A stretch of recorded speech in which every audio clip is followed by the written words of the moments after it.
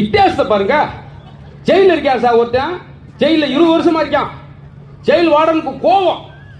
என்னங்க உங்களை பார்க்கறதுக்கு உங்க அப்பா வராரு, அண்ணே வர்றாரு, தங்கச்சி வருது, கொழுந்தியா வருது, நாத்தனாரு, நேற்று கொத்தனார் கூட வந்தேன். ஆனா உங்க சம்சாரம் பார்க்க இல்லையா சார்? அவ்வளவு கல் நெஞ்சுக்கறியா? உங்க சம்சாரம் ஒரு நாள் கூட இந்த 20 வருஷத்துல பார்க்க இல்லையா சார்? ஏன் சார்? அதுக்கு போய் சொல்றேன், அவளை பொறுத்தல் தான் ஜெயிலுக்கே வந்துட்டு இருக்காங்க. பார்த்தீங்களா? இதுக்கு மட்டும் நீங்க சிரிப்பீங்க, அப்படி சிரிக்கூடாது.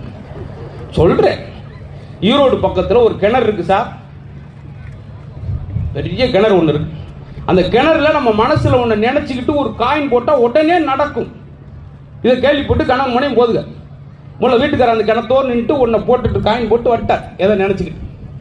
இந்த அம்மா உடனே நடக்குன்னு சொல்லி நடுவில் போறோம்னு தொம்முன்னு உள்ள வந்துருச்சு. வீட்டுக்கார சொன்னார், நான் நினைச்சது நடந்துருச்சு, ரொம்ப நன்றி. அவன் நினைச்சதா அதான் பாப்போம்.